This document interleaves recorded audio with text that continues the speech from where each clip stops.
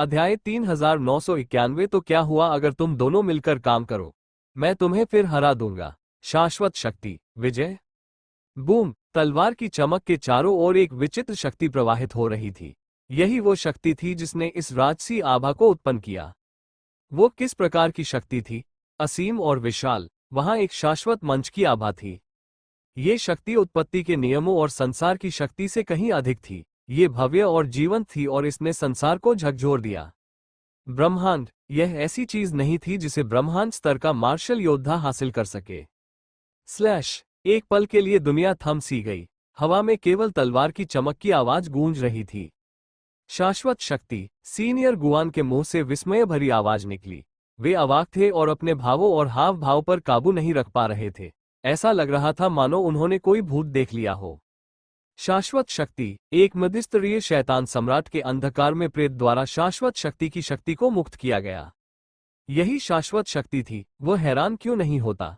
यह अकल्पनीय था। सीनियर गुआन की मानसिकता के बावजूद वह गाली देने से खुद को रोक नहीं पाया। धमाका!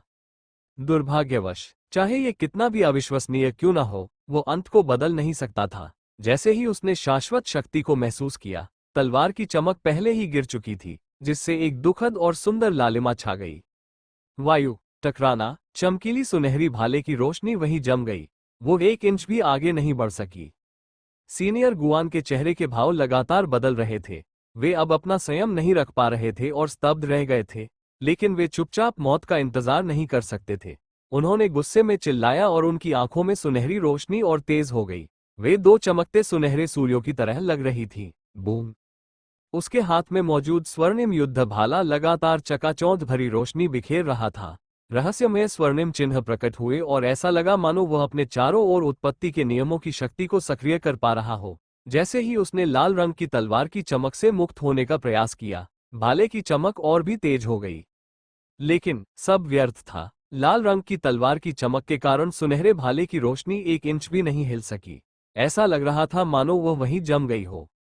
भाले पर अंकित चिन्ह भी धीरे धीरे नष्ट होने लगे, खासकर जब उन पर लाल रंग की तलवार की चमक पड़ी। धीरे धीरे कई चिन्ह नष्ट होते चले गए और फिर बिखर गए। वे लाल रंग की तलवार की भयानक चमक का सामना करने में असमर्थ हो गए थे। आह! सीनियर गुआन गुस्से से दहाड़ उठे। उनके सफेद बाल हवा में लहरा रहे थे। उन्होंने पूरी कोशिश की, लेकिन वे हिल भी नहीं पा रहे थे। वे बस अपनी हार को करीब आते देख रहे थे। बाहरी लोग इस हताशा और निराशा को नहीं समझ पाएंगे। सीनियर गुआन, कुछ दूरी पर, सीनियर शी ये दृश्य देखकर दंग रह गए। उनके होंठ हिले लेकिन एक भी शब्द नहीं निकला। वे दोनों आकाश स्तंभ के 12 वरिष्ठ थे। उनकी अवस्थाएं एक समान थीं और उनकी क्षमताएं भी लगभग एक जैसी थीं। आमतौर पर जब वे द्वंद्व युद्ध करते थे, तो किसी की भी जीत निश्चित नहीं होती थी। ये तुलना करना वास्तव में कठिन था कि कौन अधिक शक्तिशाली था। वो इस बात को स्वीकार नहीं कर पा रहा था कि उसकी क्षमता के कारण उसे इस तरह की मुश्किल परिस्थिति में डाल दिया गया था। उसके दिल में उथल-पुथल मच गई। ऐसा इसलिए था क्योंकि अगर वो इस तथ्य को स्वीकार कर लेता कि सीनियर गुआन कमजोर है, अगर वो पिशाच के रक्तपुत्र से भी अधिक था, तो वह भी वैसा ही था। पहले तो उन्हें पूरा भरोसा था कि वे अपनी छठे स्तर की ब्रह्मांडीय क्षमता से वैम्पायर ब्लड सन को दबा सकते हैं, लेकिन अब वास्तविकता बदल गई है। मैंने उन्हें जोर से थप्पड़ मारा। बहुत दर्द हुआ। प्रकाश ब्रह्मांड के अन्य योद्धा इस दृश्य को देखकर दंग रह गए। वे स्तब्ध थे और वे उनकी बातें पूरी तरह भूल गए। सीनियर गुआन, फैंग जिन के चेहरे के भाव पूरी तरह बदल गए। वो अचंभित रह गया, लेकिन उसने जल्दी ही अपनी स्थिति संभाल ली। बूम! उसके हाथ में मौजूद युद्ध तलवार से एक चकाचौंध भरी हरी रोशनी निकली। इसने प्रकाश फैला दिया। अंधेरे आकाश में ऊपर उठकर उसने काली धुंध को हरे रंग की एक परत से रंग दिया। अनंत पवन शक्ति अचानक प्रकट हुई और उसके चारों ओर चक्कर लगाने लगी, यहां तक कि युद्ध की तलवार के चारों ओर भी चक्कर लगाने लगी। हरे रंग के प्रतीक एक एक करके प्रकट होने लगे। एक अदम्य हरी तलवार की चमक आकाश में फैल गई। उस पर खुदे हुए प्रतीकों के कारण उससे एक शक्तिशाली आभा निकल रही थी। स्तंभ ग्रह से आए ब्रह्मांडीय स्तर की प्रतिभा से यही उम्मीद थी, यहां तक कि चौथे स्तर का ब्रह्मांडीय चरण का मार्शल योद्धा भी शायद ऐसा करने में सक्षम न हो। इस हमले का सामना करें। अगर ब्लड गॉड क्लोन इतना शक्तिशाली न होता कि साधारण मध्यम स्तर के शैतान सम्राट भी उसके सामने टिक न पाते, तो उसकी चमक फीकी न पड़ती और वह तमाशा देखती न रहती। हालांकि स्थिति गंभीर थी, इसलिए उसने ज्यादा सोचा नहीं। जब उसने सीनियर गुआन को कोने में धकेला जाते देखा तो उसने बिना किसी झिझक के कार्रवाई की। वो पहले से ही उसकी मदद करने के लिए तैयार थी, इसलिए उसने तुरंत कार्रवाई की। तलवार की चमक पलक झपकते ही फैल गई और आकाश में जा उठी। वरिष्ठ गुआन, मुझे आपकी मदद करने दीजिए। फैंग जिन के मुंह से धीमी सी चीख निकली। इधर मत आओ। सीनियर गुआन का चेहरा गुस्से से फट पड़ा और वो चिल्लाने लगे। जल्दी से, स्विश। हालांकि जैसे ही उसने बोलना समाप्त किया, फैंग जिन पहले ही वो हरे प्रकाश की किरण में परिवर्तित हो गया और युद्ध क्षेत्र की ओर तेजी से बढ़ा। सामने उसने अपनी युद्ध तलवार लहराई और तलवार की चमक बदल गई। जब उसने उसे झाड़कर बाहर निकाला तो हरे रंग की एक किरण निकली। उसके सिर के ऊपर स्थित छोटी सी दुनिया की रूपरेखा भी तलवार की चमक में विलीन हो गई। इससे और भी तेज चमक उत्पन्न हुई। तलवार की चमक हरे सूरज की तरह आकाश से नीचे गिरी। बूम! तलवार सीधे लाल रंग की चमकती हुई धार पर जा गिरी। वहां कुछ भी नहीं था। उसमें भय था। यह आकाश में अनियंत्रित आंधी की तरह था। अनियंत्रित, अनंत स्तर की युद्ध तकनीक, तेज हवा, आंधी, चौंका देने वाली तलवार। तलवार की चमक से एक अंतहीन आंधी निकली और सब कुछ अपने साथ बहा ले गई। दिशाएं। भयंकर आंधी ने जमीन को चीरते हुए विशाल तलवार के घाव बना दिए, जो कुछ मीटर गहरे और 10 मीटर से भी अधिक गहरे थे। ऐसा लग रहा था मानो अनगिनत तलवारें जमीन पर तबाही मचा रही हों। उनके चारों ओर के पहाड़ आंधी के बल से फट पड़े। वे इसे सहन नहीं कर सके। अध्याय 3992। तो क्या हुआ अगर आप दोनों काम करते हैं साथ मिलकर? मैं तुम्हें फिर हरा दूंगा। शाश्वत शक्ति, विजय 3। हालांकि भयानक तलवार की चमक लाल रंग की ब्लेड की चमक के संपर्क में आते ही विघटित होने लगी। उस पर अंकित हरे रंग के अक्षर चकनाचूर हो गए और हवा की उत्पत्ति के नियमों की शक्ति नष्ट हो गई। ये दृश्य ऐसा था मानो कोई चींटी पेड़ को हिलाने की कोशिश कर रही हो। लाल रंग की तलवार की चमक की तुलना में इस हरी तलवार की चमक कुछ भी नहीं थी। क्या यही तुम्हारी तलवार की चमक का सबसे अच्छा रूप है? रक्त के धुंध के भीतर से एक धीमी हंसी सुनाई दी। वो हंसी तिरस्कार से भरी हुई थी। फैंग जिन ने दांत पीस लिए। शर्मिंदगी और अनिच्छा उसके खूबसूरत चेहरे पर बेकाबू होकर उभर आई। उसने अपने तुरुप के पत्ते का इस्तेमाल करते हुए पूरी ताकत से हमला किया, लेकिन लाल रंग की चमकती तलवार के सामने वो कुछ भी नहीं था। यह उसके लिए बहुत बड़ा झटका था। Crack crack crack. हरी तलवार की चमक से चटकने की आवाजें सुनाई दी। विशाल तलवार की चमक पर दरारें दिखाई देने लगी। वो कैसे संभव है? फैंग जिन इसे स्वीकार नहीं कर सकी।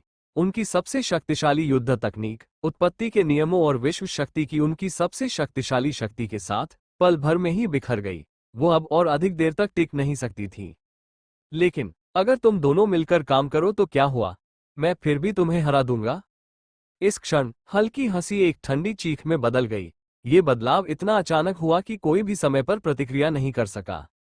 बूम! रक्त देवता की आकृति आकाश में तेजी से उड़ी। वो विशालकाय थी, लेकिन उसकी गति असाधारण थी। उसने अंतरिक्ष में यात्रा की और पलक झपकते ही उनके सामने आ गई। फिर उसने अपने हाथ में पकड़ी युद्ध तलवार को नीचे की ओर चलाया। एक तेज आवाज हुई। लाल रंग की चमक नीचे दबाए गए युद्धतल पर केंद्रित हो गई और शाश्वत शक्ति प्रवाहित होने लगी। टकराना। हवा में एक धीमी सी धमक सुनाई दी। फैंग जिन द्वारा उत्सर्जित हरी तलवार की चमक पूरी तरह से बिखर गई और अनगिनत टुकड़ों में बदल गई। वे टुकड़े चारों दिशाओं में फैल गए। पवन नक्षत्र बल का अवशिष्ट प्रभाव हवा में फैल गया। पफ! फैंग जिन ने खून की उल्टी की। वो बिजली गिरने की तरह उड़ गई। दूसरी ओर सुनहरे भाले की चमक भी हिंसक रूप से कांप रही थी। शेष सुनहरे प्रतीक तेजी से ढहने लगे और टूटते चले गए। सीनियर गुआन के पास किसी और बात की परवाह करने का समय नहीं था। उनका चेहरा गंभीर था और उनमें पीलापन भी झलक रहा था। वे दांत पीस रहे थे और उनके होठों के कोने से खून रिस रहा था। ये बेहद दुखद और भयावह दृश्य था। बेकार का संघर्ष। रक्त देवता के शरीर से एक धीमी आवाज आई। वो ठंडी और उदासीन थी। उसमें कोई भावना नहीं झलक रही थी। बूम! अगले ही पल रक्त देवता के होलोग्राम ने अपने हाथ में मौजूद युद्ध तलवार को फिर से उठाया और उसे बेरहमी से नीचे की ओर चलाया। लाल रंग की तलवार की चमक अनंत काल तक फैलती रही। शाश्वत शक्ति का प्रवाह हुआ और वह सीनियर गुआन की ओर तेजी से बढ़ी। क्लैंग! उस तेज आवाज से आकाश कांप उठा। यह इतनी जोरदार थी कि दूर दूर तक गूंज उठी। संभवतः पूरे तियानजू ग्रह ने इसे सुना होगा। इसकी गूंज ब्रह्मांड में भी सुनाई दी। इस समय रक्त देवता के क्लोन ने लाल तलवार की चमक की पूरी क्षमता का प्रदर्शन किया। वरिष्ठ गुआन ने भी सुनहरे भाले की चमक को अपनी अधिकतम सीमा तक उजागर किया। दो योद्धाओं का ये टकराव चरम सीमा पर लड़ी गई लड़ाई थी। हालांकि सीनियर गुआन अपनी सीमा तक पहुंच चुके थे। उन्होंने शाश्वत शक्ति को नहीं समझा था, इसलिए उत्पत्ति के नियमों की शक्ति कितनी भी शक्तिशाली क्यों न हो, शाश्वत शक्ति के सामने उनका स्तर अभी भी बहुत ऊंचा था। इसके अलावा ब्लड गॉड क्लोन के मूल नियमों की शक्ति कमजोर नहीं थी। शाश्वत शक्ति की सहायता से मूल नियमों की चौथी श्रेणी की दो शक्तियों ने सीनियर गुआन की मूल नियमों की शक्ति के बराबर शक्ति प्राप्त कर ली। ये पहली बार था जब उसने अपनी शाश्वत शक्ति का प्रयोग सबके सामने किया। ब्रह्मांडीय स्तर का मार्शल योद्धा। अतीत में वह अपनी शाश्वत शक्ति का उपयोग केवल तभी करता था जब उसे किसी शाश्वत शक्ति का सामना करना पड़ता था। उच्च स्तरीय मार्शल योद्धा। लेकिन इसका मतलब यह नहीं था कि वह कमजोर हो गया था, बल्कि वो और भी मजबूत हो गया था। मजबूत बनो। अतीत में उसने कभी भी इतने शक्तिशाली ब्रह्मांडीय स्तर से लड़ाई नहीं की थी। अपनी ताकत से लड़ने वाला योद्धा। इस बार वो आखिरकार अपनी ताकत के दम पर छठे स्तर के ब्रह्मांडीय स्तर के मार्शल योद्धा से लड़ सकता था। उसे हराने की उम्मीद भी थी। क्या यह एक बहुत बड़ी छलांग नहीं थी? बूम! पल भर में चमकदार सुनहरी भाले की चमक इसे सहन नहीं कर पाए। असंख्य प्रतीक ऐसे ढह गए मानो वे अपनी सहनशक्ति की सीमा तक पहुंच गए हों। भाले की चमक पर कई दरारें दिखाई दी। वे तेजी से फैल गईं और जल्द ही पूरी चमक को ढक लिया। अब उसे रोकना असंभव था। भाले के टूटने से चमक उठती है। बूम! अंत में भाले की चमक के भीतर से एक तेज सुनहरी रोशनी फूट पड़ी। ऐसा प्रतीत हुआ मानो इसने अपनी सारी शक्ति बिखेर दी हो। फिर ये चकनाचूर हो गया और अनगिनत सुनहरी प्रकाश की बूंदों में तब्दील होकर हवा में विलीन हो गया। असीम बल का प्रभाव हवा में फैल गया। स्लैश! सुनहरे भाले के बिना लाल रंग की तलवार की चमक सीनियर पर पड़ी। गुआन मक्खन में गर्म चाकू की तरह आसानी से कट गया। इसने सीनियर गुआन को पूरी तरह से अपने आगोश में ले लिया। पलक झपकते ही उसे प्रतिक्रिया करने का कोई मौका नहीं मिला। सीनियर गुआन, प्रकाश ब्रह्मांड के योद्धा अचंभित रह गए। वे इस दृश्य को अचंभित होकर देखते रहे। सीनियर गुआन, सीनियर शी का चेहरा बिगड़ गया। उन्हें इसकी उम्मीद नहीं थी। अपने प्रतिद्वंद्वी को, जो आकाश स्तंभ के 12 वरिष्ठों में से एक था, इतनी करारी हार का सामना करते देखकर उसे गहरा दुख हुआ। क्या ऐसा हो सकता है कि तियानजू ग्रह और उनका युग बीत चुका हो? एक मध्यम स्तर का दानव सम्राट आकाश स्तंभ के 12 वरिष्ठों को हराने में सक्षम था। तियानजू ग्रह को पुनर्स्थापित करने की उनकी क्या उम्मीद थी? डोवू गांव दंग रह गया। रक्त देवता के होलोग्राम और लाल तलवार की चमक को ध्यान से देखते हुए उसकी आंखों में विस्मय था। वह हौंफते हुए बोला, शाश्वत शक्ति? एक मध्यम स्तर का दानव सम्राट शाश्वत शक्ति को कैसे प्राप्त कर सकता है? वरिष्ठ शी, इन्हें यहां से ले जाए। इस भयानक तलवार को देखकर सीनियर गुआन का चेहरा पीला पड़ गया। चमक! हालांकि वो एक दुखद और क्रोधपूर्ण दहाड़ लगाना नहीं भूला। वरिष्ठ शे, जाने की कोशिश कर रहे हो? ब्लड गॉड क्लोन ने गुस्से से कहा। बूम! तलवार की चमक ने पल भर में सीनियर गुआन को अपने आगोश में ले लिया। अनंत लाल प्रकाश फूट पड़ा और भयानक ऊर्जा पूरे क्षेत्र में फैल गई। सीनियर गुआन इससे बच नहीं सके। सीनियर गुआन क्रोध से दहाड़ उठा। उसने अपने शरीर की सारी शक्ति उसमें झोंक दी। इस शक्तिशाली हमले को रोकने का प्रयास किया गया। दुर्भाग्यवश वो इसे केवल एक पल के लिए ही रोक पाया। सीनियर गुआन के शरीर के चारों ओर मौजूद सुरक्षा कवच धीरे धीरे बिखरने लगा। उन पर अनगिनत तेज धारें और भयानक ऊर्जा बरसने लगी। उन्होंने खून की उल्टी कर दी। उनका चेहरा पीला पड़ गया और शरीर तेजी से नीचे गिर गया। बूम! एक पहाड़ ढह गया। सीनियर गुआन का शरीर उसमें धंस गया। पर्वत! बात यहीं खत्म नहीं हुई। भयानक ऊर्जा और अनगिनत तलवारों की चमक उनके पीछे पीछे आए और पहाड़ को चकनाचूर कर दिया। उन्होंने सीनियर गुआन के शरीर को जकड़ लिया और उन्हें जमीन पर पटक दिया। एक विशाल और गहरा गड्ढा दिखाई दिया। पूरा इलाका उस भीषण ऊर्जा से घिरा हुआ था। कुछ देर तक गड़गड़ाहट की आवाज आती रही, फिर शांत हो गई। शांति पुनः शुरू किया गया। एक आकृति गहरे गड्ढे में क्षैतिज रूप से लेटी हुई थी। उसके कपड़े फटे हुए थे और उसका शक्तिशाली शरीर तलवार के निशानों से भरा हुआ था। ताजा खून बह रहा था। वह दयनीय लग रहा था। मौन! वहां सन्नाटा पसरा हुआ था। सभी लोग गहरे गड्ढे में पड़े सीनियर गुआन को घूर रहे थे। किसी को नहीं पता था कि वह जीवित है या मृत। सब लोग स्तब्ध थे। अध्याय 3993 रुको और मेरे लिए खनन करो। डोवू गांव का संकट बोध 1। युद्ध क्षेत्र लगातार बदल रहा था। कुछ क्षण पहले सीनियर गुआन को अपनी जीत का पूरा भरोसा था। ऐसा लग रहा था कि वह वैम्पायर ब्लड सन को हराने में सक्षम है। पलक झपकते ही वो पराजित हो गया। वह गहरे गड्ढे में खून से लथपथ पड़ा था। किसी को नहीं पता था कि वह जीवित है या मृत।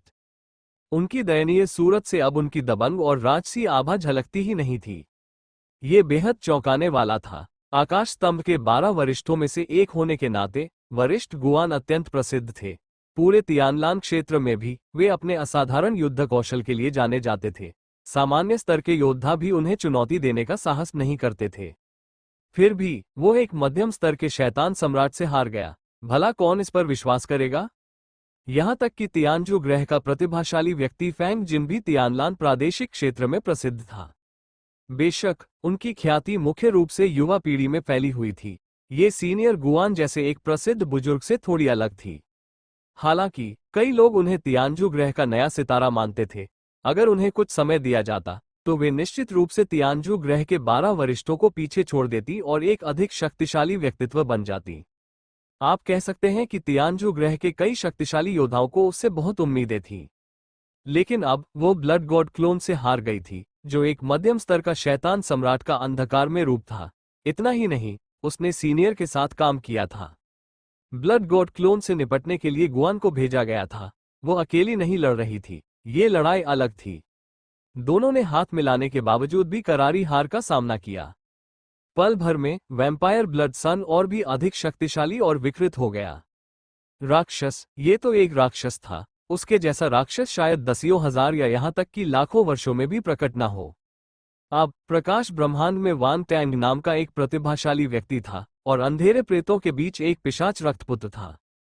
क्या यही स्वर्ग और पृथ्वी का भाग्य था? क्या प्रकाश और अंधेरे को एक अवर्णनीय संतुलन बनाए रखना पड़ता था? ये बेतुका विचार कई लोगों के मन में आया। वे इसे नियंत्रित नहीं कर सके। हालांकि यह कोई ऐसा रहस्य नहीं था जिसमें वे दखल दे सके। उनके चेहरे के भाव बदल गए और वे उलझन में पड़ गए। फिर सबकी निगाहें ब्लड गॉड के होलोग्राम पर टिक गईं। वे वैम्पायर ब्लड सन की आकृति देखना चाहते थे। मुझे लगता है मैंने कुछ ज्यादा ही बल प्रयोग कर दिया। इसी क्षण रक्त देवता के प्रक्षेपण से एक मासूम सी फुसफुसाहट सुनाई दी। ये हवा में गूंज उठी मानो किसी सामान्य विषय पर बात हो रही हो। सब लोग अवाक रह गए। उनके चेहरों की मांसपेशियां फड़कने लगीं।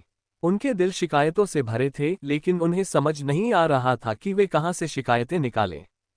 शुरू करना, अत्यधिक बल प्रयोग करने का क्या फायदा? क्या आप खुद को रोकना चाहते थे? हालांकि जब उन्होंने सीनियर गुआन और फैंग जिन की दयनीय स्थिति देखी, तो उन्हें लगा कि अगर वैम्पायर ब्लड सन थोड़ा संयम बरते तो शायद वह जीत हासिल कर सकता है। अभी अभी हुआ चाकू से हमला बेहद भयावह था। हालांकि वे दूर से ही लाल तलवार की चमक की अवशिष्ट शक्ति को महसूस कर सकते थे, फिर भी वे इसकी भयावहता को समझ गए थे। वरिष्ठ गुआन और फैंग जिन इस हमले का सामना नहीं कर पाएंगे, भले ही रक्तपुत्र अपनी 1/3 शक्ति भी वापस ले ले। पफ, फैंग जिन की हालत सीनियर गुआन से बेहतर थी। वो पीले चेहरे और कमजोर आभा के साथ हवा में तैर रही थी। जब उसने ये सुना तो वो क्रोधित हो उठी। ब्लड गॉड क्लोन के शब्दों पर उसने खून की उल्टी कर दी। आकाश स्तंभ के 12 वरिष्ठों में से एक सीनियर शी के चेहरे पर भयावह भाव थे। उन्होंने जमीन पर पड़े सीनियर गुआन पर नजर डाली और दर्द से अपनी आंखें बंद कर ली। अचानक वे चिल्लाए, पीछे हटो। प्रकाश ब्रह्मांड के अन्य योद्धा उसके आदेश से स्तब्ध रह गए। वे अनिच्छुक तो थे, लेकिन जानते थे कि इस स्थिति में उनके पास कोई विकल्प नहीं है। वे केवल पीछे हट सकते थे और भविष्य के लिए अपनी शक्ति बचा सकते थे। प्रकाश ब्रह्मांड के योद्धा हताश थे। उनके चेहरे उदास हो गए, लेकिन उन्होंने कुछ नहीं कहा। स्थिति स्पष्ट थी और वे जानते थे कि वे इससे अधिक कुछ नहीं मांग सकते। स्वाइश स्वाइश स्वाइश ध्वनि विस्फोट सुनाई दिए प्रकाश के योद्धाओं ने। जब अंधेरे प्रेतों का ध्यान अभी अभी चल रहे युद्ध में भटक गया, तो ब्रह्मांड ने इस अवसर का लाभ उठाया और आकाश में उड़ गया, मानो वो वहां से भागना चाहता हो। ये ग्रह भागने की कोशिश कर रहे हो। डोवू गांव और अन्य काले प्रेतों को होश आ गया। चिल्लाते ही उनकी निगाहें ठंडी पड़ गईं। उनके शरीर से बल का विस्फोट हुआ, जिससे एक चकाचौंध भरी और भयावह काली रोशनी निकली और वे प्रकाश ब्रह्मांड के योद्धाओं की ओर तेजी से बढ़े। बूम बूम बूम, हवा में धमाकों की गूंज सुनाई दी। प्रकाश ब्रह्मांड के कई योद्धा रक्त देवता क्लोन की शक्ति और आतंक के कारण अपना संयम खो चुके थे। वे केवल भागने की चिंता में थे और उनके पास विरोध करने का समय नहीं था। उन पर सीधा प्रहार हुआ और वे खून उगलते हुए हवा में उड़ गए। कुछ तो जमीन पर बुरी तरह गिरे और उनके शरीर में गहरे घाव हो गए। जमीन पर गड्ढे। धत तेरी की। सीनियर शी का चेहरा और भी बिगड़ गया, हालांकि वो इससे बच नहीं सका। हजार सम्राटों की सूची में उपस्थित डोवो गांव पर हमला। मैं केवल मुड़कर इसका विरोध कर सकता था, लेकिन इस तरह उसे दूसरों की कोई परवाह नहीं थी। वो बस उन्हें काली शक्तियों के हमले झेलते, घायल होते या बंदी बनते हुए देख सकता था। इन सबको मत मारो, इन्हें यहीं रहने दो ताकि ये मेरे लिए खनन कर सके। रक्त देवता के प्रक्षेपण से एक धीमी सी चीख सुनाई दी। सभी लोग स्तब्ध। जी श्रीमान। हालांकि उन अंधकार में प्रेतों ने तुरंत प्रतिक्रिया दी। वे क्रोध में दहाड़े और रक्त देवता के क्लोन को जवाब दिया। उन्हें ब्लड गॉड क्लोन के फैसले पर कोई आपत्ति नहीं थी। अभी अभी हुई लड़ाई के बाद ब्लैक पनिशमेंट ट्रूप के उप कमांडर उससे पूरी तरह सहमत हो गए थे। उनके मन में कोई और विचार नहीं था। भेड़ के सिर वाले शैतान वंश का द्वितीय कमांडर सैब्रे, जो डोवो गांव के पक्ष में खड़ा था, भी डगमगाने लगा। इस प्रतिभाशाली नए कमांडर के खिलाफ जाना बुद्धिमानी भरा फैसला नहीं था। अध्याय 3994। रुको और मेरे लिए खनन करो। डोवो गांव का संकट बोध। भले ही डोवो गांव हजार सम्राटों की सूची से ऊपर का एक दुर्जेय मार्शल योद्धा था, लेकिन वो पिशाच रक्त के शिष्य के मुकाबले कुछ भी नहीं था। आखिरकार डोवो गांव लंबे समय तक लड़ने के बाद भी आकाश स्तंभ के 12 वरिष्ठों में से एक को भी नहीं हरा सका था। फिर भी इस नए कमांडर ने सीनियर गुआन और फैंग जिन के संयुक्त प्रयासों को भी परास्त कर दिया था। तुलना स्पष्ट थी। क्षमता के लिहाज से यह नया कमांडर निस्संदेह अधिक शक्तिशाली था। वह केवल मध्य स्तरीय शैतान सम्राट था। अगर वो उच्च स्तरीय शैतान सम्राट होता तो उसकी शक्ति कितनी अधिक होती, कोई भी कल्पना कर सकता है। ये स्पष्ट था कि यदि वो इस नए कमांडर का अनुसरण करता तो उसका भविष्य उज्ज्वल होता। साथ ही प्रकाश ब्रह्मांड के इन योद्धाओं को खनन के लिए जीवित रखना अंधकार में प्रेतों के लिए फायदेमंद था। नए कमांडर ने पहले ही कह दिया था कि उन्हें परम यिन दिव्य मज्जा का हिस्सा मिलेगा। स्वाभाविक रूप से जितना अधिक उतना बेहतर, जितनी जल्दी उतना अच्छा। इसका मतलब था कि कमांडर उनके लिए सोच रहा था। ये तो हद हो गई। प्रकाश ब्रह्मांड के योद्धा क्रोधित हो उठे। वे चाहते थे कि काश वे रक्त देवता के क्लोन से लड़ पाते। क्या आप चाहते हैं कि हम खदान खोदें? सपने में भी नहीं। हम तुम्हारी आज्ञा मानने से बेहतर मरना पसंद करेंगे। मैं कभी खुदाई नहीं करूंगा। प्रकाश ब्रह्मांड के योद्धाओं की चीखें सुनाई दी। वे क्रोधित थे। उनके लिए खदान खोदना अपमानजनक था। ये तो मजाक है। अगर तुम्हारे साथी खुदाई कर सकते हैं तो तुम क्यों नहीं? क्या तुम उन्हें नीचा समझते हो? ब्लड गॉड क्लोन ने शांत भाव से कहा। प्रकाश ब्रह्मांड का योद्धा, प्रकाश ब्रह्मांड से बंदी बनाया गया योद्धा। कितना दुखद। वैम्पायर ब्लड सन निर्दयी था। वो पलक झपकते ही उनके दिलों को भेद देता था। दोनों समूहों को बेहद असहज महसूस हुआ। उन्हें इस बात की परवाह नहीं थी कि दूसरे पक्ष ने जो कहा वो गलत था। यही सच था। अन्य लोग छानबीन कर रहे थे, लेकिन वे नहीं कर पा रहे थे। क्या वे अपने उन साथियों को नीचा देख रहे थे जिन्हें बंदी बना लिया गया था? क्या उन्हें अपनी ईमानदारी साबित करने के लिए मरना पड़ेगा? पल भर में प्रकाश ब्रह्मांड के वे योद्धा जो पकड़े नहीं गए थे, चुप हो गए। उनके चेहरे कभी हरे तो कभी लाल रंग के हो रहे थे। यह एक अद्भुत दृश्य था। इन्हें मार गिराओ, ब्लड गॉड क्लोन चिल्लाया। गर्जन। उन्हें पकड़ो, उन्हें भागने मत दो। इनमें से किसी को भी भागने मत दो। खनन, खनन, उन्हें खोदने दो। सभी अंधकार में प्रेरित थे। उन्होंने इस अवसर का लाभ उठाकर और भी उग्रता से हमला किया। वे प्रकाश ब्रह्मांड के इन वीर योद्धाओं को पकड़कर अपना बंदी बनाना चाहते थे, जो उनकी खोज में लगे रहेंगे। Boom boom boom. आकाश में हर तरह के बल आक्रमण छिड़ गए। प्रकाश ब्रह्मांड के योद्धा असहाय स्थिति में थे। वे चारों ओर से घिर गए थे और उनके पास बचने का कोई मौका नहीं था। धत तेरी की। प्रकाश ब्रह्मांड के सभी योद्धाओं के चेहरे पर भयावह भाव थे। हालांकि उन्होंने यह नहीं कहा कि वे खदान खोदने के बजाय मरना पसंद करेंगे। यहां तक कि ब्रह्मांड स्तर के मार्शल योद्धा सीनियर शी को भी डोवो गांव द्वारा रोका जा रहा था। वो जानता था कि ब्लड गॉड क्लोन द्वारा सीनियर गुआन को हराने के बाद उसकी स्थिति बेहद असुविधाजनक हो गई थी। किसने सोचा होगा कि वैम्पायर ब्लड सन इतना कुछ होगा? शक्तिशाली। वो आदमी तो शुरू से ही अभिनय कर रहा था।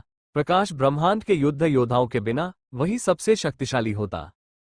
हानि। यदि वह आकाश स्तंभ के 12 वरिष्ठों में से किसी एक को भी रिहा कर देता तो उसे पिशाच रक्तपुत्र द्वारा दबा दिया जाता। ब्लैक पनिशमेंट ट्रूप के अन्य डिप्टी कमांडरों का उसके बारे में क्या विचार होगा? निस्संदेह उसकी प्रतिष्ठा धराशायी हो जाएगी। उसे भविष्य में कभी भी ब्लैक पनिशमेंट ट्रूप का नेतृत्व करने का मौका नहीं मिलेगा।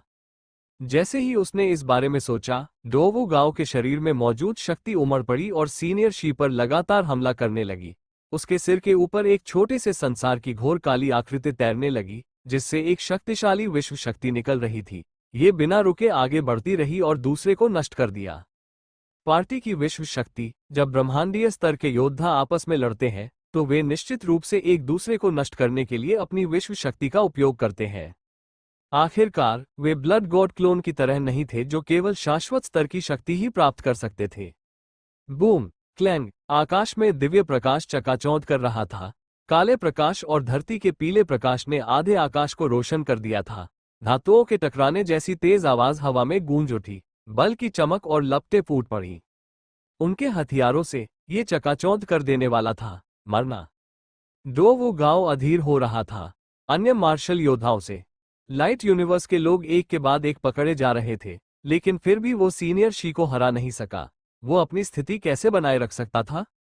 स्वयं बूम, उसने अपने हाथ में युद्ध की तलवार पकड़ी और एक भयानक काली शक्ति छोड़ी। तलवार की चमक, उस पर खुदे अनगिनत काले चिन्हों के साथ वह आकाश में उड़ उठी। वह काली रोशनी से जगमगा रही थी और एक भयावह और अवर्णनीय अनुभूति दे रही थी। तलवार की चमक में एक प्रबल इच्छाशक्ति समाहित थी जो उसमें आलस्य का भाव जोड़ रही थी। रक्तपिपासा प्रबल था।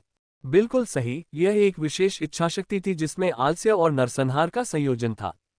हजार सम्राटों की सूची में एक दुर्जय उपस्थिति से जैसा अपेक्षित था, डोवो गांव ने रक्तपिपासा चेतना को अपनी आलसी धुंध के साथ मिलाने में कामयाबी हासिल की, जिससे एक आलसी और रक्तपिपासा चेतना का जन्म हुआ।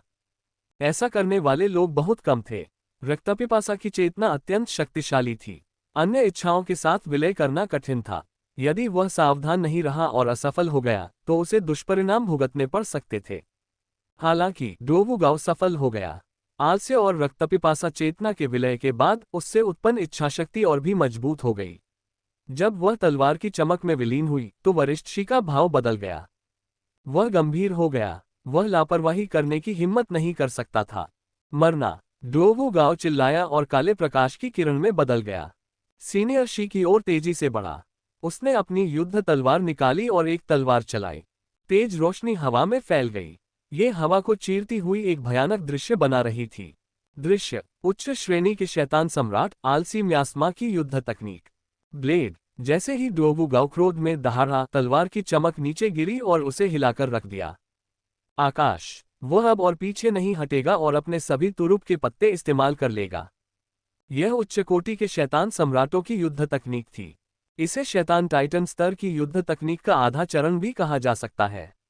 उच्च स्तरीय शैतान सम्राटों और ब्रह्मांड स्तर के मार्शल योद्धाओं के लिए भी ये बहुत शक्तिशाली थी। साथ ही डोवो गांव की इस युद्ध तकनीक की समझ भी कम नहीं थी। धमाका। सीनियर शी का चेहरा उस भयानक दृश्य को देखकर पूरी तरह बदल गया। तलवार की चमक, उसका चेहरा गंभीर हो गया और उसके हाथ में मौजूद युद्ध तलवार से चकाचौंध भरी रोशनी निकलने लगी।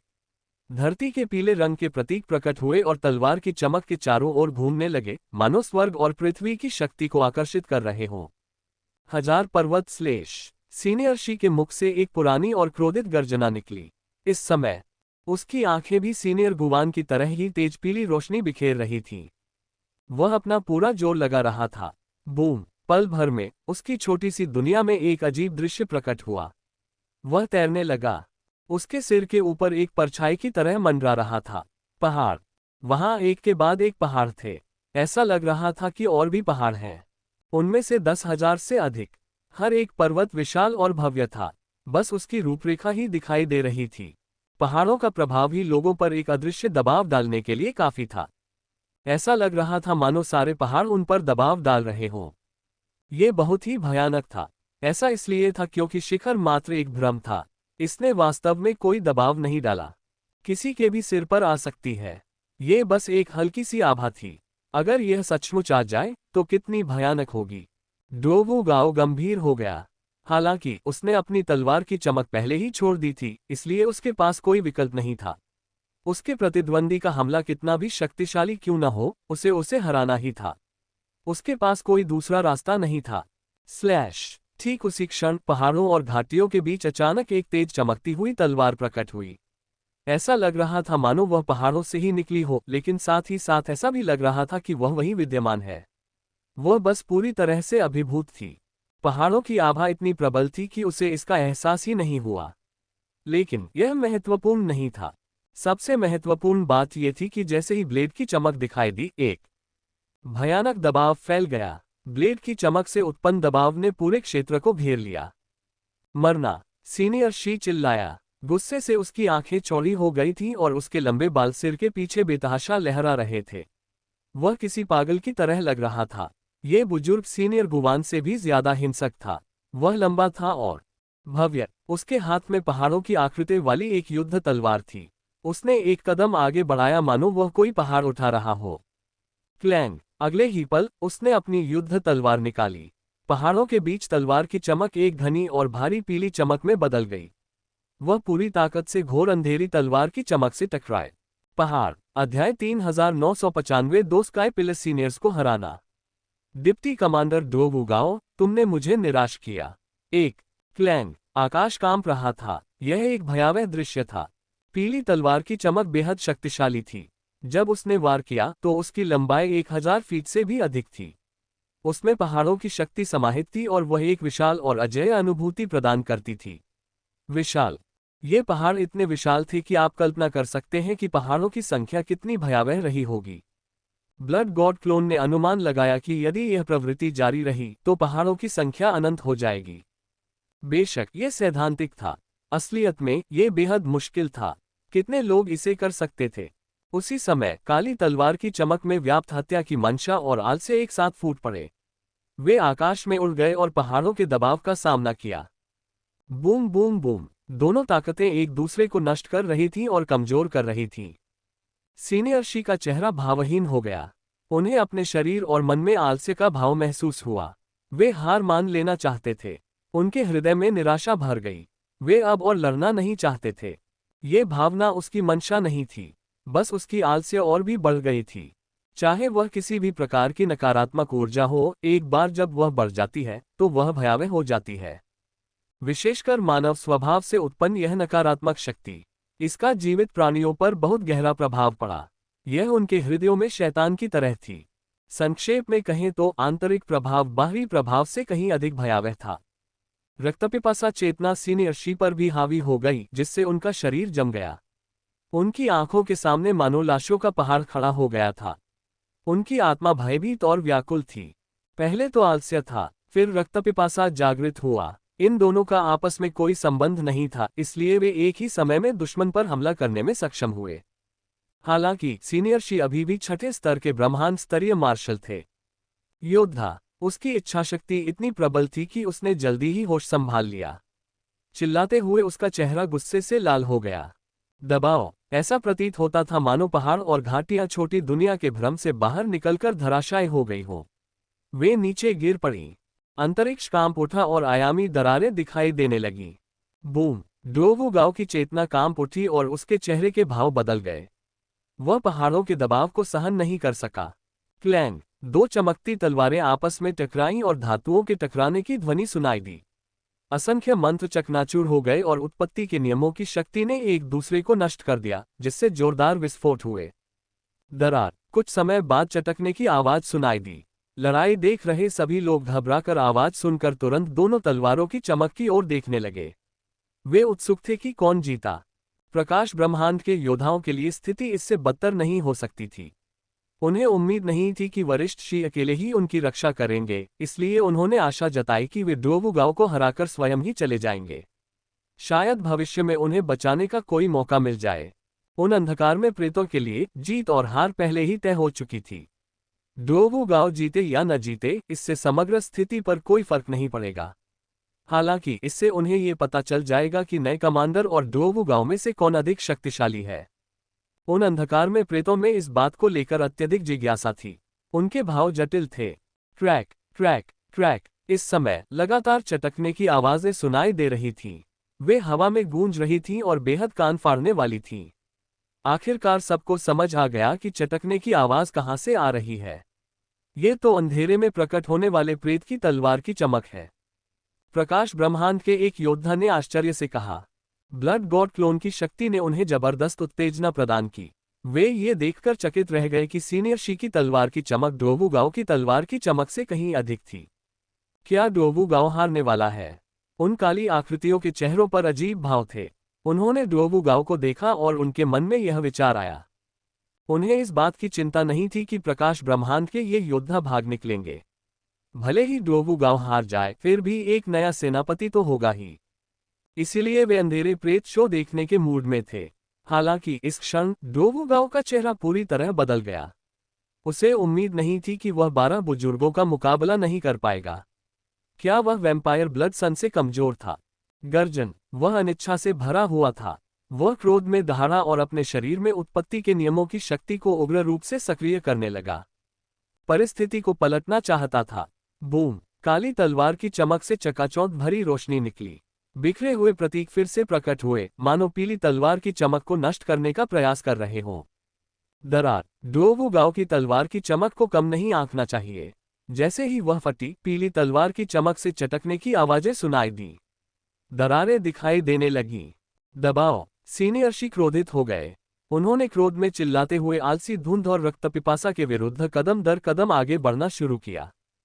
धड़ाम! पलक झपकते ही उसका शरीर फट गया और खून बहने लगा। यह एक भयानक मंजर था, लेकिन उसके चेहरे पर कोई भाव नहीं बदला। वह बिना पलक झपकाए कदम दर कदम आगे बढ़ता रहा। उसके हाथ में मौजूद युद्ध तलवार लगातार नीचे की ओर धंसती जा रही थी और भयानक पहाड़ और घाटियां धीरे धीरे पीछे छूटती जा रही थीं। इंच! बूम! अगले ही पल डोवुगाओ द्वारा उत्सर्जित काली तलवार की चमक सहन नहीं कर सकी और फट गई। तलवार की चमक की किरणें चारों दिशाओं में फैल गईं। विस्फोट के करीब मौजूद योद्धाओं और काली आत्माओं के चेहरे के भाव बदल गए और वे जल्दी से पीछे हट गए। बच निकला! उस भयानक प्रभाव की लहर हवा में फैल गई। क्या? डोवुगाओ की आंखें मानो अपनी जगह से बाहर निकल आईं। वह घोर निराशा से भरा हुआ था। अंततः उसे हार माननी ही पड़ी। वह इस वास्तविकता को स्वीकार नहीं कर पा रहा था। हालांकि पीली चमकती हुई तलवार को उसकी अनिच्छा की कोई परवाह नहीं थी। वह पहले ही उसके सिर से 10 मीटर से भी कम ऊंचाई पर थी। अध्याय 3996 दो स्काई पिलस सीनियर्स को हराना। डिप्टी कमांडर डोवुगाओ, तुमने मुझे निराश किया। 2 इतनी विशाल चमकती हुई तलवार को पलक झपकते ही काटा जा सकता था।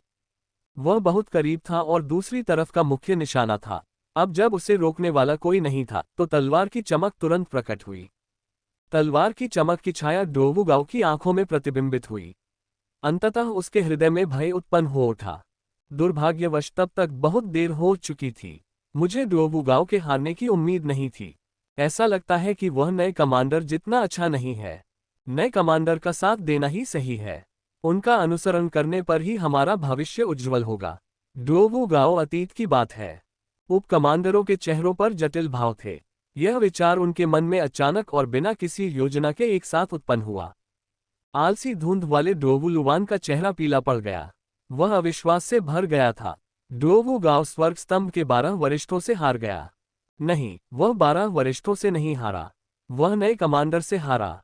आलसी धुंध वाले डोवुलुवान के मन में अब रक्त देवता के क्लोन का विरोध करने का विचार नहीं था। अब उसके मन में केवल आश्चर्य और भय ही शेष था। ये बात तो दूसरे पक्ष के ब्लैक पनिशमेंट ट्रूप का कमांडर बन जाने से भी कहीं अधिक अविश्वसनीय थी। वह हमेशा यही सोचता था कि जब तक डोवुगाओ जीवित है, उसे ब्लैक पनिशमेंट ट्रूप के कमांडर का पद वापस पाने का मौका मिलेगा। हालांकि वास्तविकता ने उसकी उम्मीदों पर पानी फेर दिया। वैम्पायर ब्लड सन लॉर्ड डोवुगाओ से कहीं अधिक शक्तिशाली और भयावह प्रतीत होता था। उनके जैसे नए कमांडर के साथ क्या डोवुगाओ अपना पद पुनः प्राप्त कर पाएंगे? हालांकि उन दोनों ने पहले कभी लड़ाई नहीं की थी और यह कहना मुश्किल था कि कौन ज्यादा ताकतवर था, लेकिन डोवुगाओ की हार के बाद डोवुलुवान का आत्मविश्वास डगमगाने लगा। वह पहले की तरह दृढ़ नहीं रहा। बूम! तलवार की भयानक चमक डोवुगाओ की आंखों में झलक रही थी। गुस्से से चिल्लाते हुए उसकी आंखें मानो अपनी जगह से बाहर निकल आईं। नहीं, उसके शरीर में एक भयानक काली शक्ति तेजी से फैलने लगी, मानो उसे भेद ही रही हो। उसके चारों ओर फैली धुंध तेजी से मथने लगी, मानो उसके अंदर कुछ अजीब हलचल हो रही हो। ये बहुत डरावना था। पलक झपकते ही काली शक्ति ने डोवुगाओ के चारों ओर 10 मीटर से अधिक क्षेत्र को दूषित कर दिया। एक घनी काली आभा आसपास के अंतरिक्ष में फैल गई। यह अन्य क्षेत्रों की तुलना में अधिक घनी और व्यापक थी।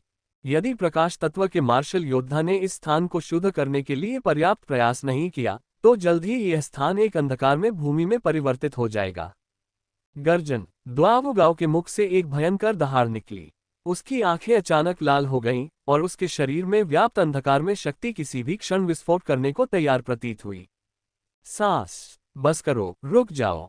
अचानक एक आह सुनाई दी। सब लोग स्तब्ध रह गए। क्लैंग। पलक झपकते ही फिर से खड़खड़ाहट की आवाजें सुनाई दी। इससे पहले कि कोई प्रतिक्रिया कर पाता, खून जैसी लाल रोशनी हवा में फैल गई और पीले रंग की चमकती तलवार के ठीक सामने प्रकट हो गई। क्लैंग। उस दिव्य ध्वनि से आकाश कांप उठा और धरती के पीले रंग की चमक थरथरा उठी। सभी लोग हैरानी से आंखें फाड़ बैठे। उन्होंने देखा कि पीले रंग की तलवार की चमक के सामने खून जैसे लाल रंग की एक तेज रोशनी प्रकट हुई। वह तलवार की चमक से टकराए और उसे जोर से रोक दिया। वह 1 इंच भी आगे नहीं बढ़ पाए। अरे बाप रे! सभी लोग अविश्वास से इस दृश्य को देखते रह गए। वे स्तब्ध रह गए। सभी ने भाले की चमक का पीछा किया और पीछे मुड़कर देखा। उन्हें एहसास हुआ कि यह रक्त देवता का प्रक्षेपण था जो अभी तक गायब नहीं हुआ था।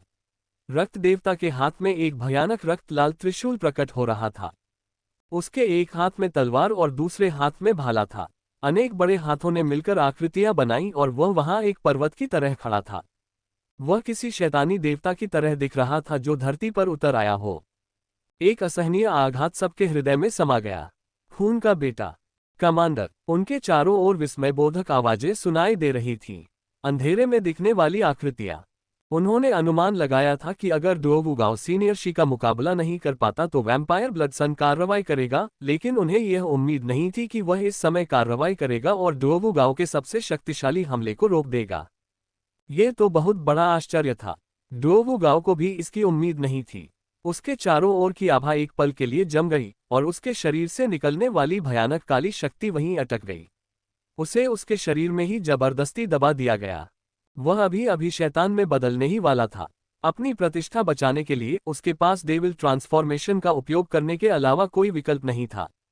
लेकिन किसने सोचा होगा कि वैम्पायर ब्लडसन, जिसका उससे हमेशा से ही टकराव रहा था, उसके लिए इस हड़ताल को रोक देगा। ये बहुत अचानक हुआ। अंत में विस्फोट करने ही वाली अंधकार में शक्ति एक जगह अटक गई। चटक। वह खुद भी इसे छोड़ना भूल गया। क्या उस समय आक्रोश व्यक्त करने की आवश्यकता थी?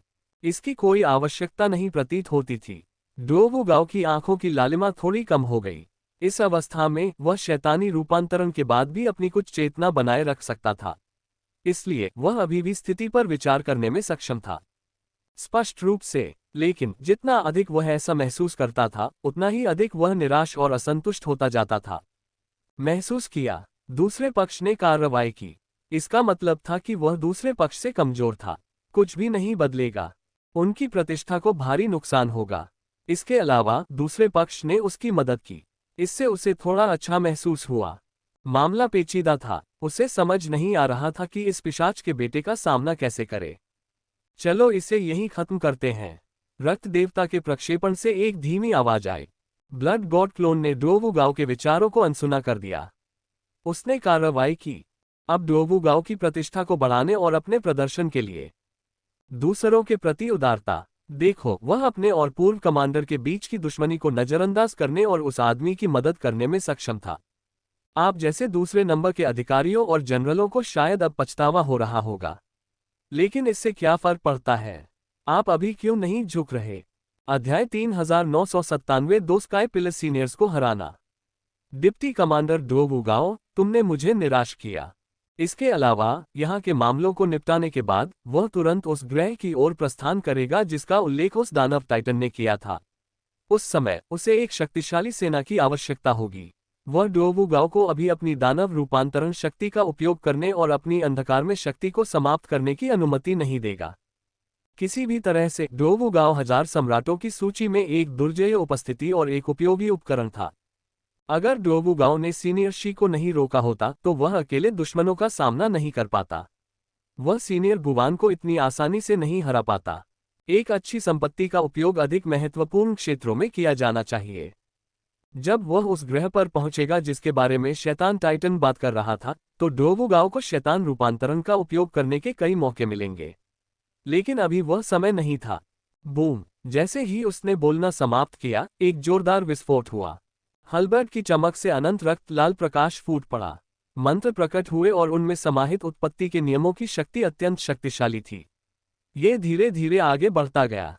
ये शैतान टाइटन स्तर की युद्ध तकनीक थी, रक्तवध शैतान हल्बर्ट। बूम! भाले की चमक से एक भव्य रक्तपिपासा चेतना उभरी, जिसने आकाश में लाशों के पहाड़ों और खून के सागरों का एक भयावह दृश्य बना दिया। 5वीं रैंक रक्तपिपासा। इस समय ब्लड गॉड क्लोन ने ब्लड स्लॉटर कॉन्शियस को ब्लड स्लॉटर डेविल हेल्बर्ट के साथ मिला दिया था। इसका प्रभाव आश्चर्यजनक रूप से अच्छा था। ब्लड स्लॉटर डेविल हेल्बर्ट अत्यंत शक्तिशाली था। यह एक डेविल टाइटन स्तर की युद्ध तकनीक थी जो ब्लड स्लॉटर चेतना को समाहित कर सकती थी। ये blood slayer conscious blood slayer जाति की एक विशेष इच्छा थी। उन्होंने निरंतर युद्ध किया और ब्लड स्लेयर जाति की रक्त इच्छा को मिलाकर इस विशेष ब्लड स्लेयर कॉन्शियस को जन्म दिया। लेकिन एक दृष्टिकोण से ब्लड स्लॉटर कॉन्शियस और ब्लडस्ट कॉन्शियस में कुछ समानताएं थीं। दोनों ने हत्या की मंशा के जरिए इच्छाशक्ति की शक्ति प्राप्त कर ली थी। इस प्रकार रक्त देवता क्लोन ने रक्तवध शैतान भाले के हमले में रक्तपिपासा को समाहित कर दिया। वरिष्ठ शी का चेहरा बिगड़ गया। उनका चेहरा थोड़ा पीला भी पड़ गया। रक्तपिपासा के प्रभाव से उनकी आंखें खून की तरह लाल हो गईं।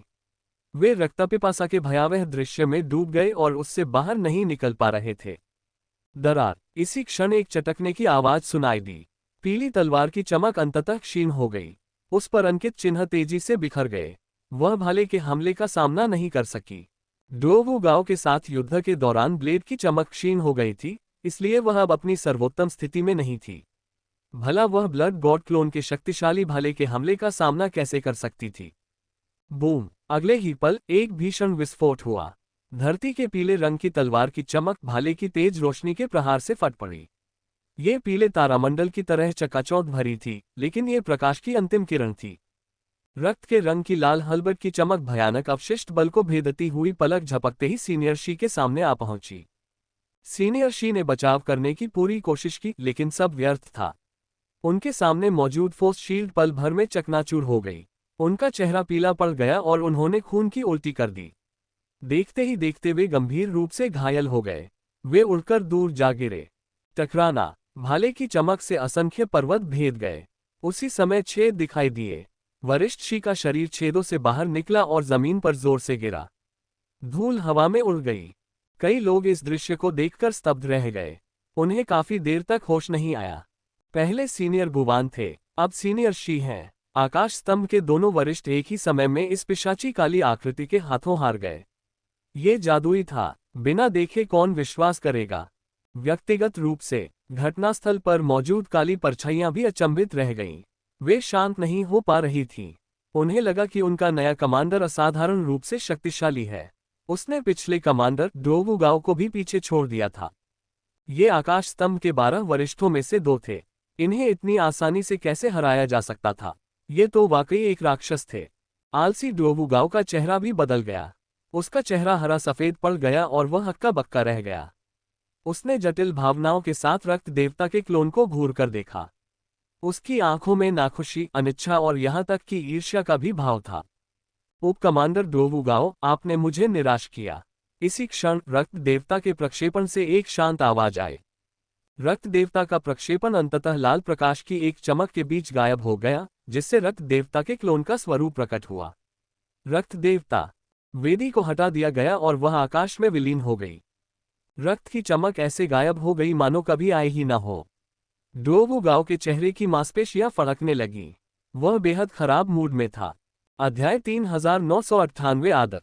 पवन की इच्छा। पवन आत्मा का दिव्य शरीर। वांग तेन का रूपांतरण। ड्रोवुगाओ का मूड अच्छा नहीं था। वह पहले से ही काफी दुखी था।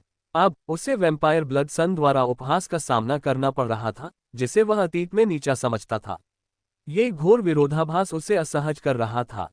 ये कुछ ऐसा था मानो कोई कनिष्ठ व्यक्ति, जिसे वह नीचा समझता था, अचानक पासा पलट दे और उससे ऊपर खड़ा हो जाए। एक बुजुर्ग होने के नाते वह अपनी गरिमा कैसे बनाए रख सकते थे? ये स्पष्ट किया गया था। उसे ऐसा महसूस हो रहा था मानो लोग उसे व्यंग्य भरी और अजीब निगाहों से देख रहे हों। काश वह खुद को किसी गड्ढे में छिपा पाता। सभी लोग ड्रोवुगाओ को अजीब नजरों से देख रहे थे। ब्लैक पनिशमेंट ट्रूप में ड्रोवुगाओ की स्थिति अजीब थी। अतीत में वे शायद उससे थोड़ा डरते थे, लेकिन अब ये डर, भले ही सम्मान न हो, नए कमांडर की ओर स्थानांतरित हो गया था। ब्लड गॉड क्लोन ने जो किया वह इन अंधकार में प्रेतों का सम्मान अर्जित करने के लिए पर्याप्त था। वे उसका सम्मान इसलिए करते थे क्योंकि उसने ऐसे व्यक्ति की मदद की जिसे वह पसंद नहीं करता था। ब्लैक पनिशमेंट ट्रूप के सभी सदस्यों को लगा कि यह नया कमांडर ऐसा व्यक्ति है जिस पर वे भरोसा कर सकते हैं। कम से कम उन्हें दूसरे पक्ष द्वारा धोखा दिए जाने की चिंता तो नहीं करनी पड़ती थी। दूसरी ओर ड्रोवुगाओ का कद घट गया। बहुत हद तक उसके प्रति सबका डर धीरे धीरे कम होता गया। अब वह उतना मजबूत नहीं रहा था। प्रतिष्ठा अदृश्य और अमूर्त थी, लेकिन ये हर किसी के दिल में स्पष्ट रूप से विद्यमान थी। उत्थान और पतन के लिए केवल एक छोटी सी बात ही पर्याप्त थी। ब्लड गॉड क्लोन के प्रकट होने के बाद से ड्रोवुगाओ ने दो महत्वपूर्ण मामलों में दो गलतियां की थीं। पहली बात तो रक्त बलिदान की थी। दूसरी बात यह अभी की बात थी। पहले वह खुद मौत को गले लगाता था। वह किसी को दोष नहीं दे सकता था। इस बार वह अपनी अक्षमता के कारण हारा। ये निर्विवाद था। दो बार ये ड्रोवुगाओ की अतीत में अर्जित प्रतिष्ठा को आधा करने के लिए पर्याप्त था। ड्रोवुगाओ ने मुंह खोला, लेकिन एक भी शब्द नहीं निकला।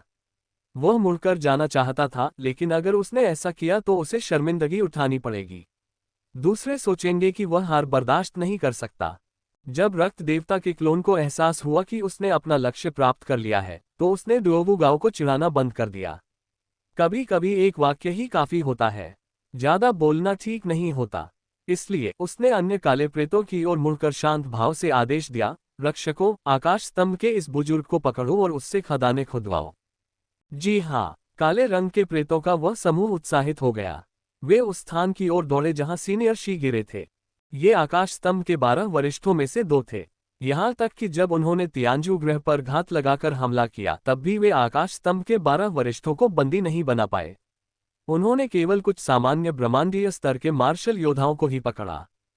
अब नए कमांडर ने उनमें से 2 को पकड़ लिया था। भला वे उत्साहित क्यों नहीं होते? ये बहुत बड़ा सम्मान था। अगर यह बात फैल जाती तो ब्लैक पनिशमेंट ट्रूप सभी सैनिकों के बीच और भी ज्यादा मशहूर हो जाता। ऐसा इसलिए था क्योंकि आकाश स्तंभ प्रादेशिक क्षेत्र के 12 वरिष्ठों ने तियानलान प्रादेशिक क्षेत्र में वे प्रसिद्ध थे। इसलिए तीनों प्रादेशिक क्षेत्रों में उन भयानक प्रेतों का आक्रमण अत्यंत महत्वपूर्ण था। तियानलान प्रादेशिक क्षेत्र से 2 दुर्जय योद्धाओं को पकड़ना एक बहुत बड़ा योगदान था। ये योगदान निश्चित रूप से तीनों क्षेत्रीय क्षेत्रों में मौजूद अंधकार में प्रेतों के बीच फैल जाएगा। फैंग जिन और प्रकाश ब्रह्मांड के अन्य मार्शल योद्धा उन भयावह प्रेतों की चपेट में आ गए। उनकी शक्ति और आध्यात्मिक शक्ति को सील कर दिया गया था और वे कोई उपद्रव नहीं कर सकते थे। हो सकता है कि अतीत में उन्हें मृत्यु को गले लगाने का मौका मिला हो, लेकिन रक्त देवता क्लोन के निर्मम शब्दों के आगे वे फिर भी फंस गए। आज्ञाकारी ढंग से, यहां तक कि फैंग जिन भी अपवाद नहीं था। उसने सीनियर शी को पकड़ रहे अन्य काले प्रेतों को देखा और दर्द से उसने अपनी आंखें बंद कर लीं। उनमें से कोई भी नहीं बच पाया। ये बचाव अभियान एक बड़ी विफलता साबित हुआ। इसके अलावा तियानजू ग्रह पर नए सैनिकों की संख्या भी थी। उनकी संख्या लगातार कम होती जा रही थी। 12 वरिष्ठों में से बहुत कम बचे थे। तियानजू ग्रह पर हुए हमले में उनमें से कई मारे जा चुके थे। अब 2 और पकड़े गए थे। क्या उनके पास स्थिति को पलटने का कोई मौका था? ज्वार भाटे। फैंग जिन ने वैम्पायर ब्लड सन को देखे बिना नहीं रह सका। वह निराश और अनिच्छुक महसूस कर रहा था। वे इस राक्षस से क्यों मिले?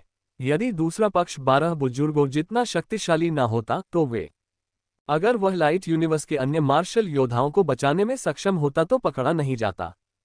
उन काली परछाइयों के शब्दों से यह समझना मुश्किल नहीं था कि दूसरे पक्ष ने अभी अभी पदभार संभाला था। वे संयोगवश उनसे मिले थे। फैंग जिन को पूरा संदेह था कि उसने पंचांग नहीं देखा था। वह बाहर चली गई, वरना वह इतनी बदकिस्मत न होती।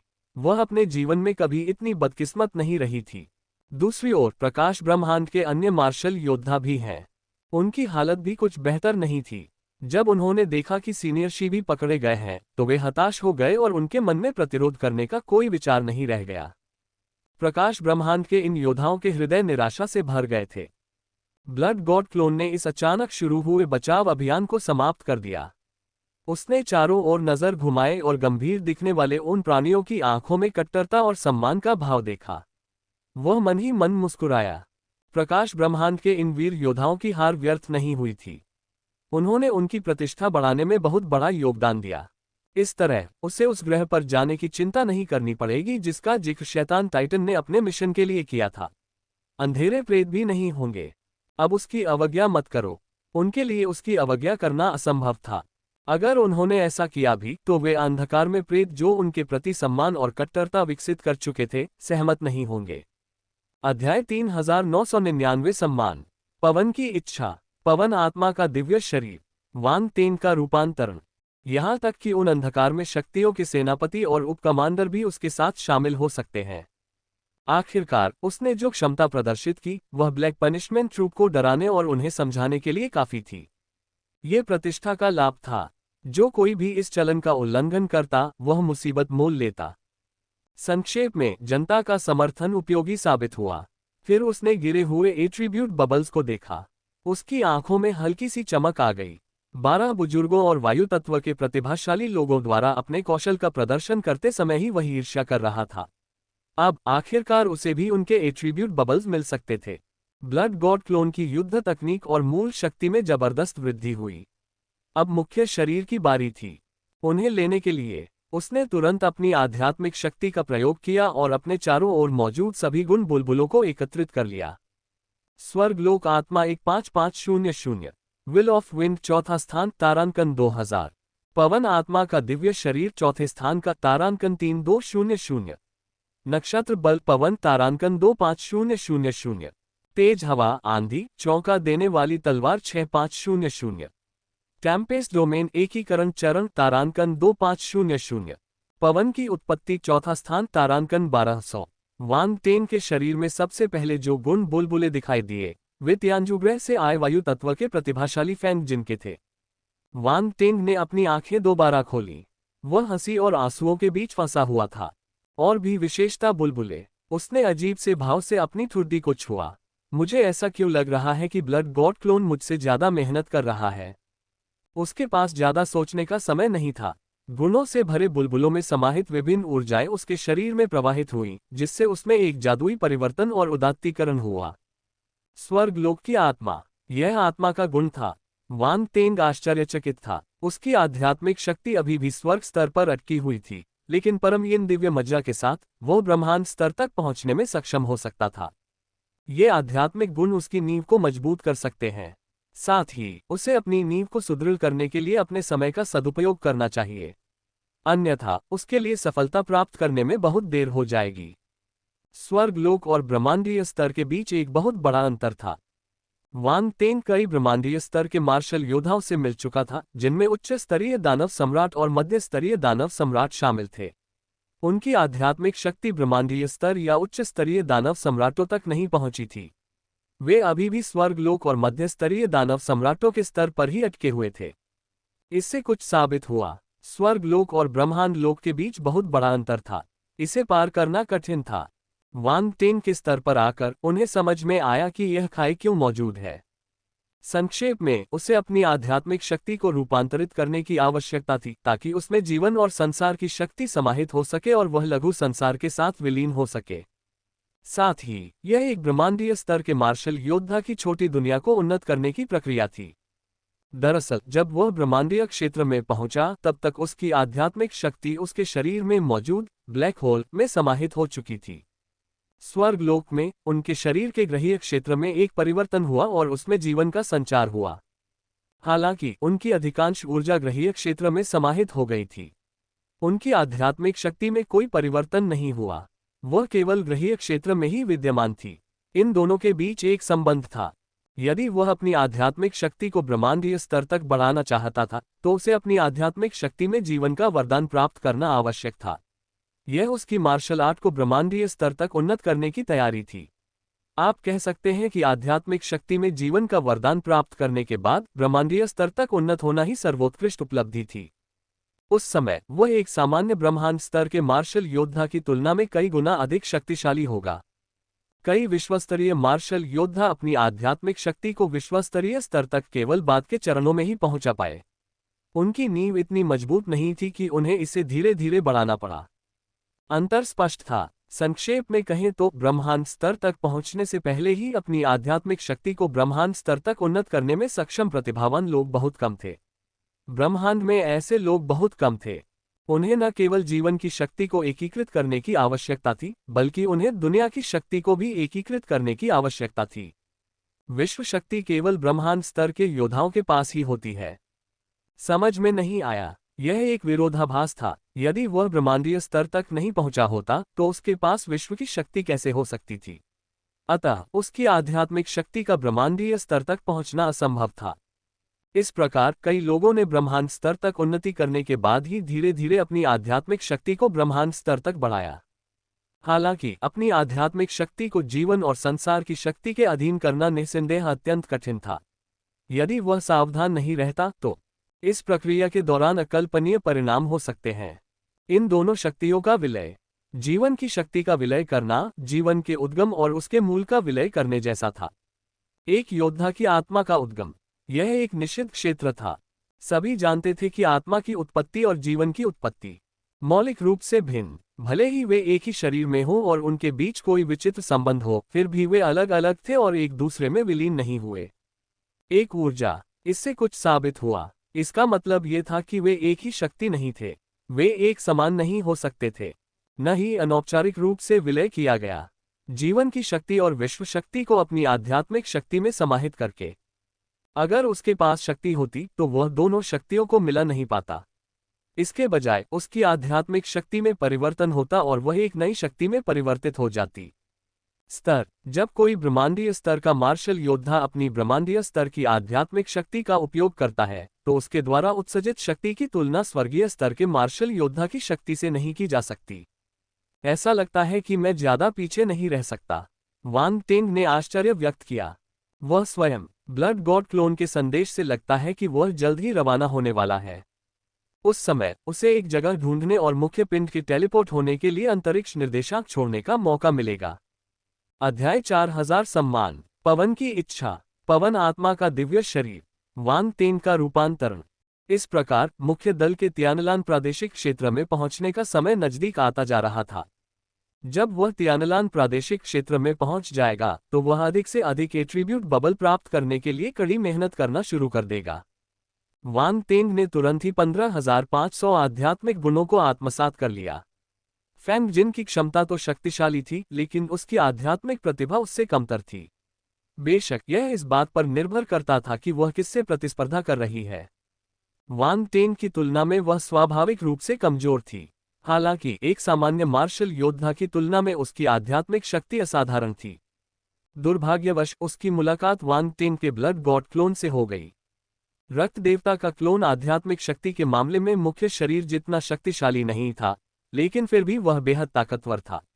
मुख्य शरीर के समर्थन से फैंग जिन की तुलना उससे नहीं की जा सकती थी। हवा की इच्छा, वांग टेंग के मन में एक विशेष गुण प्रकट हुआ। यह एक विशेष और रहस्यमय ज्ञान में परिवर्तित हो गया। पवन की इच्छा, वांग टेंग आश्चर्यचकित रह गया। तियानजू ग्रह से प्राप्त वायु तत्व की क्षमता ने टेम्पेस्ट की इच्छाशक्ति को ग्रहण कर लिया था और यह चौथे स्थान पर थी। ध्यान रहे, केवल शाश्वत स्तर के मार्शल योद्धा ही चौथे दर्जे की इच्छाशक्ति की शक्ति को समझ सकते हैं। मजबूत इच्छाशक्ति के बिना कोई भी इसे समझ नहीं पाएगा। वांग टेंग चौथे स्थान तक इसलिए पहुंच सका क्योंकि वह ऐसा करने में सक्षम था। विशेषताओं को पहचाने, इससे ये साबित हुआ कि वायु तत्व से प्रभावित प्रतिभा के धनी फैंग जिन में कुछ कौशल थे। हालांकि उसके पास इस बारे में सोचने का समय नहीं था। टेम्पेस्ट की इच्छा का ज्ञान उसके मन में पहले से ही प्रकट हो रहा था। उसके हृदय में एक रहस्यमय भावना उमड़ पड़ी। इस क्षण वांग टेंग को ऐसा महसूस हुआ कि उसकी इच्छाशक्ति उसके चारों ओर की हवा में विलीन हो गई है। वह हवा का उपयोग करके अपनी उपस्थिति का स्वरूप बना सकता था। यह अत्यंत शक्तिशाली था। सबसे महत्वपूर्ण बात यह थी कि यह चेतना हवा की तरह हर जगह व्याप्त थी। यह सामान्य चेतना से कहीं अधिक विशिष्ट और असाधारण थी। पवन की इच्छाशक्ति 2000/40,000 चौथा स्थान। कुछ ही सेकंडों में वांग टेंग की पवन शक्ति की समझ चौथे स्तर तक पहुंच गई। हालांकि यह अभी भी उसकी सबसे प्रबल इच्छाओं से एक कदम दूर थी, लेकिन चौथे स्तर की इच्छाशक्ति को कम नहीं आंका जाना चाहिए। इतना ही नहीं, ये चौथे स्थान पर पहुंच गया था। पांचवें स्थान से अब कितनी दूरी रह गई थी? खैर, दूरी कम नहीं थी, लेकिन कम से कम संभावनाएं तो अधिक थीं। अगर वह धीरे धीरे प्रथम श्रेणी से पांचवीं श्रेणी तक पहुंचता तो यह निराशाजनक होता। सीधे चौथे स्थान पर पहुंचने से उनका काफी समय बच गया। फैंग जिन दिखने में जवान लगती थी, लेकिन ऐसा इसलिए था क्योंकि एक मार्शल योद्धा एक निश्चित स्तर पर पहुंचने के बाद अपनी शक्ति को बनाए रख सकता है, जिससे उसका शरीर बूढ़ा नहीं होता और उसकी शक्ल में कोई बदलाव नहीं आता। इसलिए उसकी शक्ल देखकर उसकी उम्र का अंदाजा लगाना मुश्किल था। हालांकि चूंकि वह ब्रह्मांड स्तर की मार्शल योद्धा बनने में सक्षम थी, इसलिए उसने कम से कम कुछ दशकों या यहां तक कि कुछ 100 वर्षों तक इसका अभ्यास किया होगा। ज़ालान्बो और ज़ारोसा जैसे प्रतिभाशाली लोग 100 साल से भी अधिक उम्र के थे। वे उतने युवा नहीं थे जितने वे दिखते थे। बेशक योद्धकला के योद्धाओं के बीच इस उम्र को युवा माना जाता था। अतीत में जब पृथ्वी पर कोई भी मार्शल आर्ट का अभ्यास नहीं करता था और कुछ ही लोग 100 वर्ष से अधिक जीवित रहते थे, तब उन्हें 100 वर्ष की आयु बहुत लंबी लगती थी। लेकिन उस ब्रह्मांड में युद्धकलाकार हजारों साल पुराने थे। कुछ तो 100,000 साल से भी अधिक पुराने थे। ये कल्पना करना कठिन था। शक्तिशाली युद्धकलाकारों की नज़र में 100 साल कुछ भी नहीं थे। वे तो मानो बच्चों के समान थे। इसलिए फैंग जिन ने पवन की चौथी श्रेणी की इच्छाशक्ति प्राप्त करने से पहले लंबे समय तक साधना की होगी। अब वांग टेन को सब कुछ मिल गया है। फायदे: इसी वजह से वांग टेन 20 साल की उम्र से पहले ही इतनी उपलब्धियां हासिल करने में सक्षम थे। अगर उन प्रतिभाशाली लोगों को वांग टेन की उम्र पता चल जाए तो वे उसे राक्षस कहेंगे, एक असली राक्षस। पवन की इच्छा का ज्ञान धीरे धीरे कम होने लगा। वांग टेन के शरीर में एक अजीब ऊर्जा प्रकट हुई और उसके अंगों में प्रवाहित होने लगी। जी हाँ, इस बार ऊर्जा की बात हो रही है। एक विचित्र ऊर्जा जो हवा जितनी ही शक्तिशाली है। वांग टेन ने अपने शरीर में कंपन महसूस की। फिर उसे हल्कापन महसूस हुआ। ऊर्जा के अभिषेक से उनका पूरा शरीर रूपांतरित और उदात्त हो उठा। वे हरे प्रकाश में नहाए हुए थे और उनका शरीर दमक रहा था। ये किसी पवन देवता की तरह निर्मल और स्पष्ट था। इस भूमिगत स्थान में अचानक ही उसके चारों ओर हवा चलने लगी। हवा हल्की थी। वह वांग टेन के चारों ओर घूम रही थी, उसके रोमक छिद्रों और यहां तक कि उसके 7 छिद्रों से भी अंदर बाहर आ जा रही थी। ऐसा लग रहा था मानो वह कुछ अशुद्धियों को दूर कर रही हो। साथ ही इसने उसके शरीर को रूपांतरित होने का अवसर भी दिया, और भी अधिक पूर्णता से। उनके आसपास की हवा धुंधली हो गई। इस ग्रह पर ऑक्सीजन नहीं थी, लेकिन कुछ विशेष गैसें थीं। ये गैसें पहले हुआ करती थीं। वे पहले शुद्ध थे, लेकिन अब वे मैले और बेमिल लग रहे थे। क्या हो रहा है? राउंड बॉल और आइसिद बगल में प्रकट हुए और हैरानी से वांग टेन को घूरने लगे।